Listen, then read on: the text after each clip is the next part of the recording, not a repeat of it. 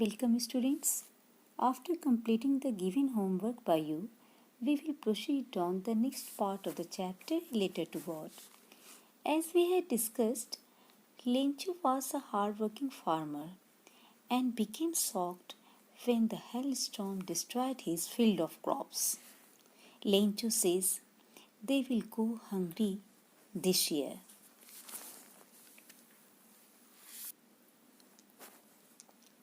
But in the hearts of all who lived in that solitary house in the middle of the valley, there was a single hope, help from God. लेकिन वो जो अकेला मकान था केवल लेंचू ही नहीं, लेंचू के परिवार के सभी को ऐसी स्थिति में भी एक आशा थी। वो आशा थी ईश्वर से सहायता। और इस पे लेंचू कहता है, don't be so upset, even though this seems like a total loss. Remember, no one dies of hunger. That's what they say, no one dies of hunger. लेंचू उन लोगों को समझाते हुए कहता है कि ज़्यादा परेशान नहीं हो। ठीक है, यद्यपि ऐसा प्रतीत होता है हमारा सब कुछ नष्ट हो गया है, खत्म हो गया है, लेकिन याद रखो कोई भी भूखों नहीं मरता है। जैसा कि लोग कहते हैं कोई भूखों नहीं मरता है, हमारे साथ भी ऐसा ही होगा। All through the night, Lencho thought only of his one hope, the help of God, whose eyes, as he had been instructed, see everything, even what is deep in one's conscience. पूरी night Lencho केवल बस एक ही चीज़ सोचता था, ईश्वर से help. वह जानता था, जैसा कि उसको भी बचपन से जैसा निर्देश मिला था, ऐसी शिक्षा मिली थी, ईश्वर के बारे में वो यही जानता था, ईश्वर ऐसे हैं जिनकी आँखें सब कुछ देखती है, बल्कि किसी कोई अपने मन की गहराई में क्या सोचता है यह भी ईश्वर को पता चल जाता है। Lencho was an ox of a man, working like an animal in the fields, but still he knew how to ride. वैसे तो लेंचो एक बहुत परिश्रमी व्यक्ति था और अपने खेत में एक जानवर की तरह काम करता था। इतने के बावजूद वह जानता था कि लिखा कैसे जाता है। The following Sunday at daybreak he began to write a letter which he himself would carry to town and place in the mill. It was nothing less than a letter to God. अगला दिन Sunday पड़ता था तो सूर्योदय होते ही वो letter लिखने बैठ गया।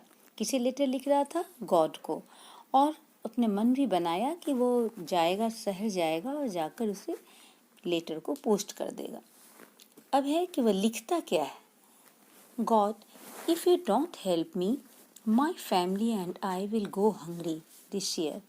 I need 100 pesos in order to sow my field again and to live until the crop comes, because the hailstorm ...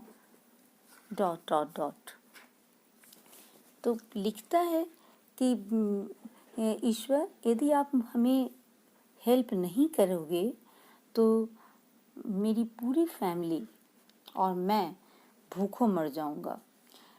मुझे 100 पेसोज की ज़रूरत है ताकि मैं खेत में फिर से फसल को बो सकूं, और जब तक फसल तैयार नहीं हो जाती उसकी देखभाल कर सकूं, क्योंकि हेलस्टॉर्म ने तो यहाँ जो डॉट डॉट दिया है उससे स्पष्ट है कि उसने उस घटना को रिपीट किया है।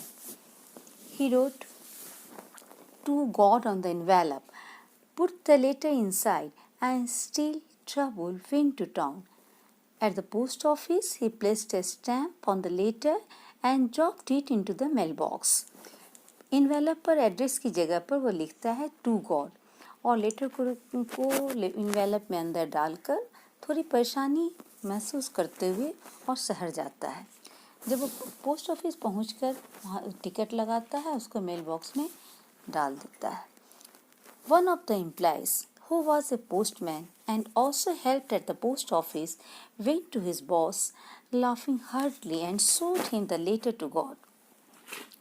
पोस्ट ऑफिस के एम्प्लॉइज में से एक जो पोस्टमैन था, वो केवल पोस्टमैन जो लेटर को डिलीवर करते हैं, लेकिन वह केवल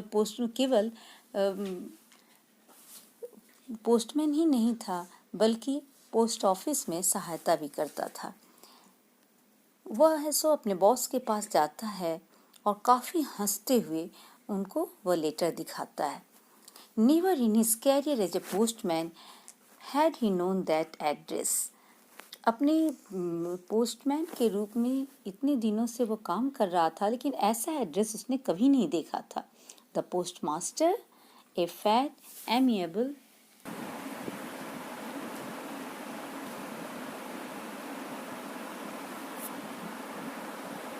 fellow also broke out laughing, but almost immediately he turned serious and tapping the letter on the desk, commented, "What faith! I wish I had the faith of the man who wrote this letter, starting up a correspondence with God." वह letter जो उसका boss postmaster था। Postmaster देखने में थोड़ा healthy था और बहुत एमिएबल पर्सन था, मीन्स वो दोस्तानी अंदाज में वो किसी के साथ रहता था। तो जब उसने देखा लेटर को और उस पर गॉड लिखा हुआ था, तो वो भी काफ़ी हंसने लगा। ब्रोक आउट लाफिंग मीन्स ठाके मारकर हंसना, जोर से हंसना। मगर अचानक वो तुरंत वो सीरियस हो जाता है, गंभीर हो जाता है, लेटर को डेस्क पे टैपिंग करते हुए, थपकी देते हुए, और बोलता है, कैसा विश्वास है। मैं सोचता हूँ मेरे अंदर भी ऐसा विश्वास होता। ईश्वर से बात करने की शुरुआत करना, ये तो एक बहुत ही गहरा विश्वास हुआ। So in order not to shake the writer's faith in God, the postmaster came up with an idea, answer the letter. But when he opened it, it was evident that to answer it, he needed something more than goodwill, ink and paper. Postmaster नहीं चाहता था कि writers का जो God में faith है उसको जरा सा भी आहत पहुँचे, और इसलिए पोस्टमास्टर ने यह निश्चय किया कि लेटर का जवाब दिया जाए। लेकिन जब उसने खोला तो यह स्पष्ट था कि आंसर देने के लिए केवल अच्छी भावना, इंक या पेपर की ही ज़रूरत नहीं थी, बल्कि उससे अलग कुछ और भी चीज़ की ज़रूरत थी। हमें तो पता ही है कि लेटर में उसने 100 पेसोज का डिमांड किया था, तो ऐसा तो एक्सपेक्टेशन गेस किसी ने किया भी नहीं था, लेकिन ये लेटर को खोलने पर ही पोस्टमास्टर को पता चला। But he stuck to his resolution. He asked for money from his employees. He himself gave part of his salary, and several friends of his were obliged to give something for an act of charity. उस समय 100 pesos की काफ़ी बहुत ज़्यादा value था, उतना पैसे का कलेक्शन करना भी मुश्किल था।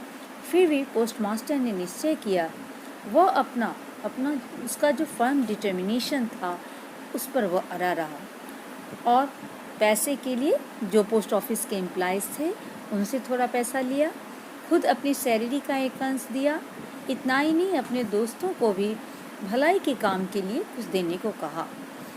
It was impossible for him to gather together the 100 pesos, so he was able to send the farmer only a little more than half.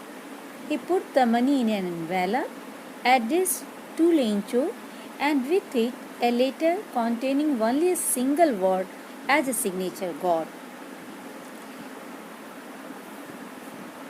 तो जैसा कि हमने चर्चा भी किया है, किसी के लिए भी यह असंभव था उतने पैसे को इकट्ठा करना।